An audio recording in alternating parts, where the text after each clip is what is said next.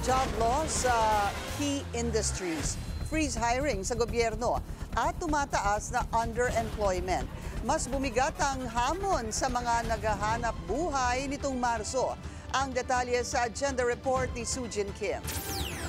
Mahigit 1 milyong Pilipino ang nawalan ng trabaho sa loob lamang ng isang buwan. Bumigat ang kalbaryo ng mga walang trabaho. Umakyat sa 3.9% ang unemployment rate sa bansa nitong Marso mula 3.8% noong Pebrero. Pero hindi lang ito ang masaklap na balita. Umakyat rin ng mahigit 1 milyon ang bilang ng mga underemployed. Mula 4.96 milyon noong Pebrero, sumirit ito sa 6.44 milyon nitong Marso. Ibig sabihin, mas maraming Pilipino ang naghahanap ng dagdag na mapagkakakitaan. Kabilang sa mga nakapagtala ng pinakamalaking bawas sa employment ang agriculture, construction at manufacturing sector. Ilan sa mga may pinakamalaking kontributor sa ekonomiya ng bansa. May mga nakita tayong pagbaba dito sa construction of buildings. Yun yung malaking nag-contribute dito talaga sa month-on-month natin.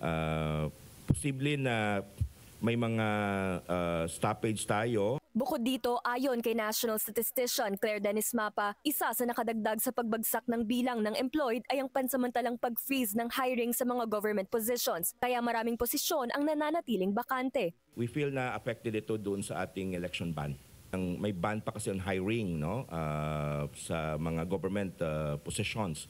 And ito ay sa tingin namin may impact dito sa pag-reduce ng employed persons, particularly for this particular sector, yung government, yung public administration, defense, compulsory social security.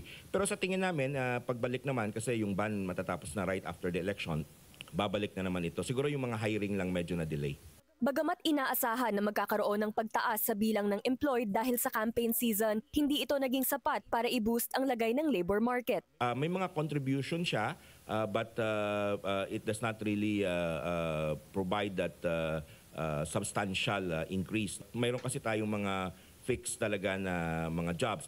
Pinakamalaki natin na sektor ay talaga doon sa wage and salary. So doon may impact. Umaasa ang DepDev na ang bagong lunsad na trabaho para sa bayan plan ay makakatugon sa problema ng unemployment at underemployment sa bansa. Para sa Agenda, Sujin Kim, Billionaire News Channel.